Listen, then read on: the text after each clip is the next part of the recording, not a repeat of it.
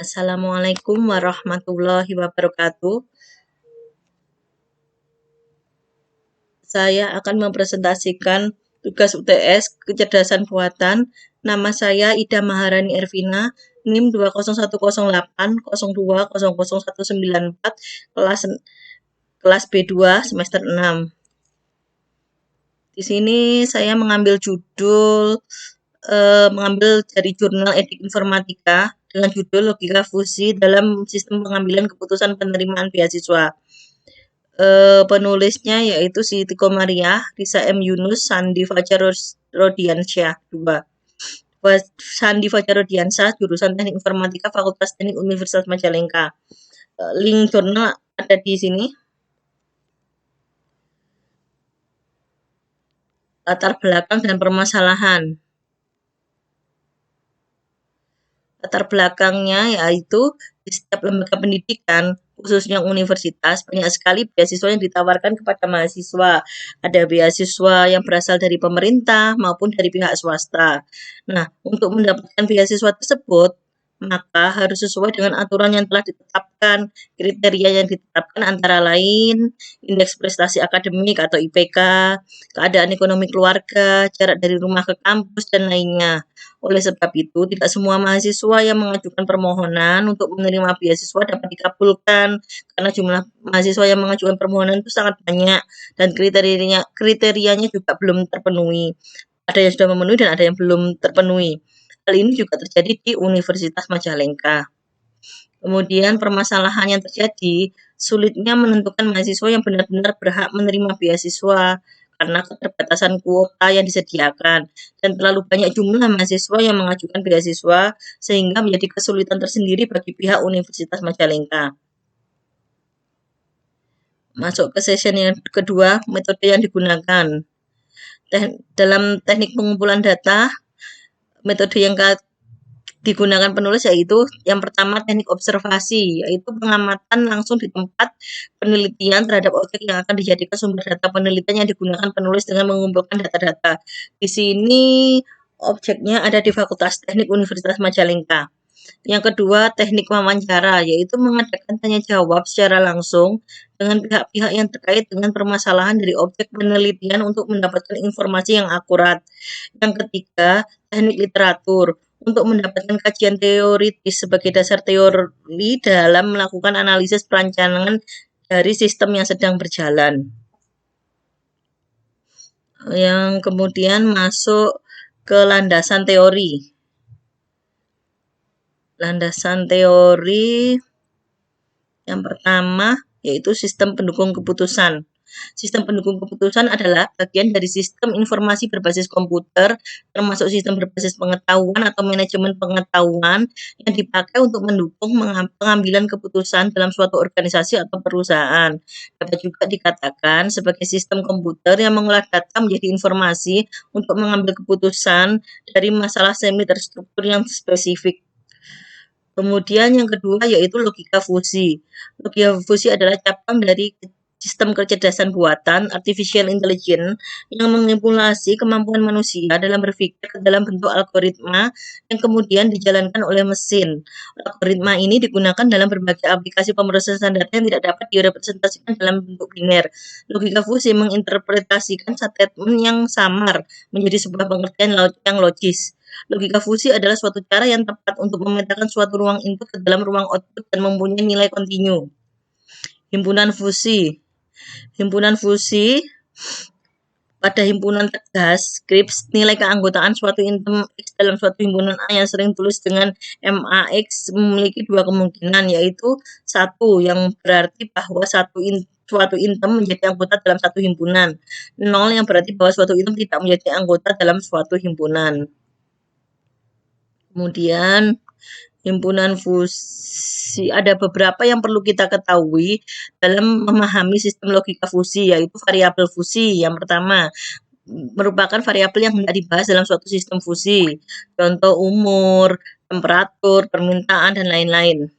Himpunan fusi merupakan suatu grup yang mewakili suatu kondisi atau keadaan tertentu dalam suatu variabel fusi. Semesta pembicaraan.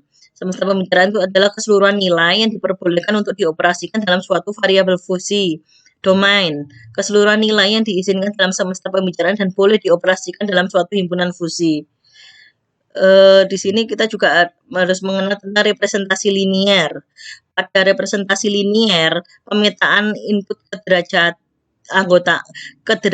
keanggotaannya digambarkan sebagai garis lurus, buah garis lurus.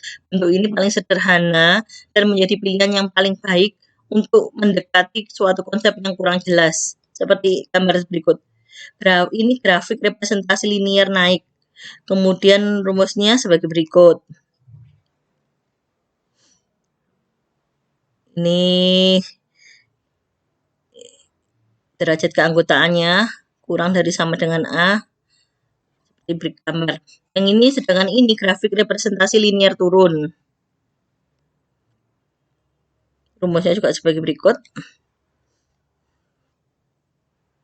Kemudian yang kedua yaitu representasi kurva segitiga. Representasi kurva segitiga ini pada dasarnya merupakan gabungan antara dua garis linier. Nilai-nilai di sekitar B ini memiliki derajat keanggotaan turun cukup tajam menjauhi 1. Dengan gambar sebagai berikut, rumusnya sebagai berikut. Representasi kurva bahu juga gambarnya sebagai berikut. Kemudian landasan teori yang keempat yaitu fusi inference system Tsukamoto. Sistem yang dapat melakukan penalaran dengan prinsip serupa seperti manusia melakukan penalaran dengan nalurinya. Langkah pertama dari FIS adalah untuk menetapkan nilai keanggotaan untuk data input dan output. Menurut Kusuma-Dewi dan Hartati, sistem inferensi fusi merupakan suatu kerangka komputasi yang didasarkan pada teori himpunan fusi, aturan fusi yang berbentuk if-then, dan penalaran fusi. Secara garis besar, diagram blok proses inferensi fusi terlihat pada gambar di bawah ini. Input, scripts, aturan-aturannya if-then, kemudian fusifikasi, kemudian diproses secara fusi, kemudian menghasilkan agregasi, difusi, kemudian menghasilkan output. Sedangkan gambar sebelahnya ini inferensi dengan menggunakan metode Tsukamoto.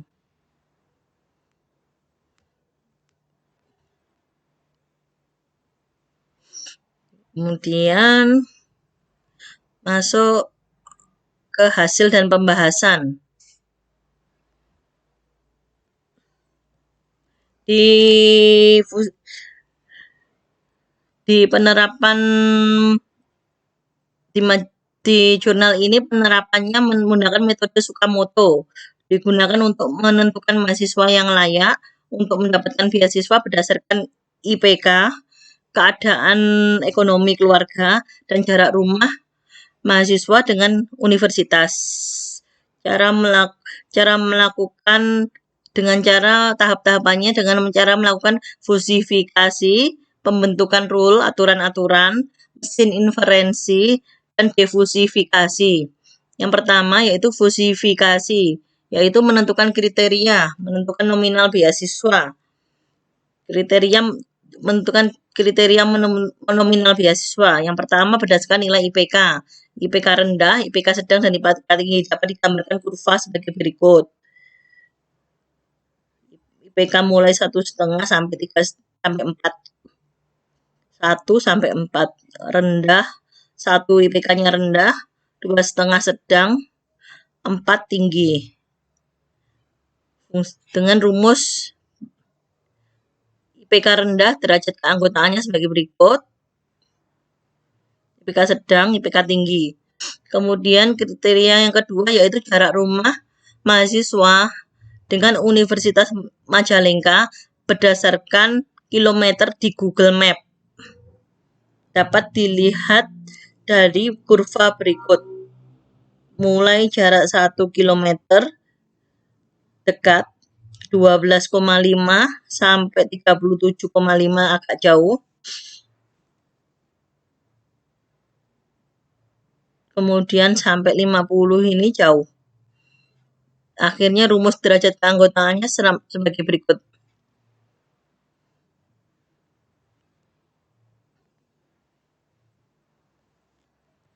Kemudian yang ketiga, keadaan ekonomi keluarga.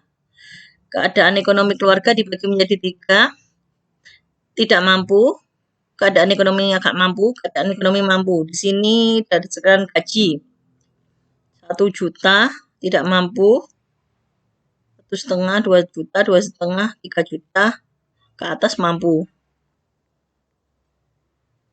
Kemudian rumus derajat keanggotaannya sebagai berikut.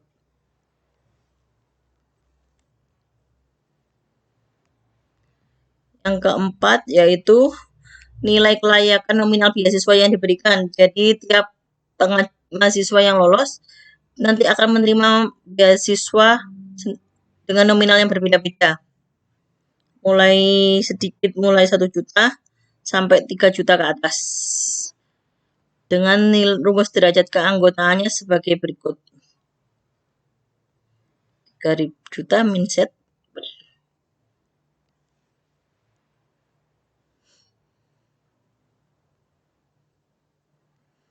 Kemudian tahap kedua yaitu rule, membuat aturan. Tabel rule penerimaan beasiswa ada 27 aturan.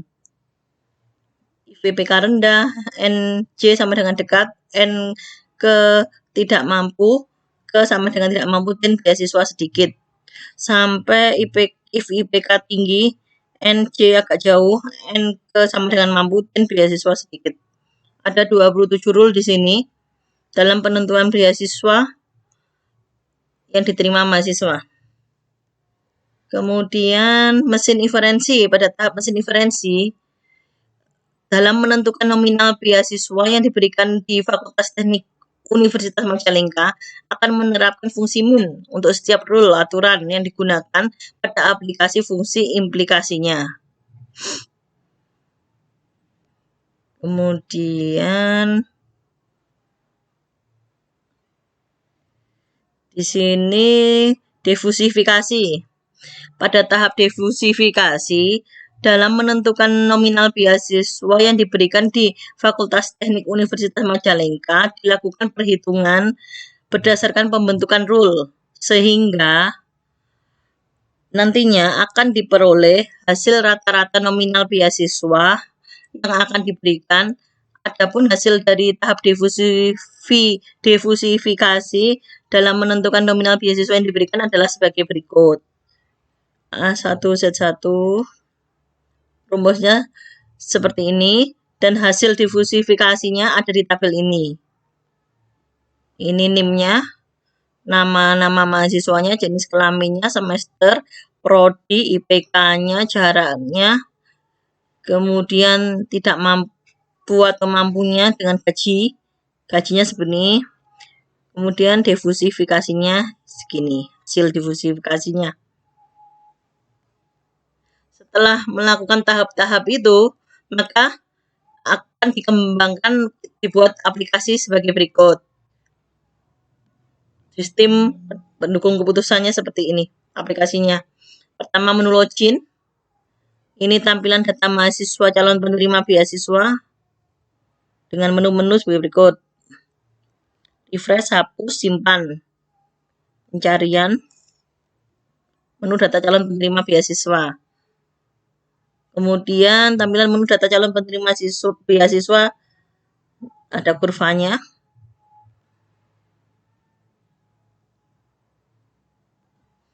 Kemudian tampilan hasil diversifikasinya. Hasil prosesnya seperti ini. Jadi setelah ada diversifikasi nanti ada penentuan yang menerima berapa. Mahasiswa A berhak menerima beasiswa sejumlah berapa berdasarkan kriteria-kriteria yang sudah disebutkan tadi. Ini hasil diversifikasi. Kesimpulan dan saran. Kesimpulan dari ini adalah logika fusi telah diimplementasikan dalam pengambilan keputusan penerimaan beasiswa di Fakultas Teknik Universitas Majalengka. Dalam penelitian ini menggunakan logika fusi Tsukamoto melalui kriteria-kriteria yang diusulkan pada penelitian ini. Ada 3 kriteria, yaitu IPK, jarak rumah mahasiswa, dan keadaan ekonomi keluarga mahasiswa. Keluaran atau output yang dihasilkan dalam sistem ini adalah besaran nominal mahasiswa. Kemudian yang kedua, sistem pengambilan keputusan ini menghasilkan besaran nominal yang berbeda-beda yang akan diberikan kepada penerima mahasiswa sesuai dengan kriterianya yang sudah ditetapkan tadi. Kemudian sarannya dari penulis adalah dengan adanya program yang penulis buat, semoga dapat meningkatkan pelayanan dan dapat membantu dalam proses pengambilan keputusan penerimaan beasiswa di Fakultas Teknik Universitas Majalengka agar lebih cepat dan tepat dalam memberikan nominal beasiswa. Sekian presentasi dari saya, kurang lebihnya mohon maaf. Saya akhiri, wassalamualaikum warahmatullahi wabarakatuh.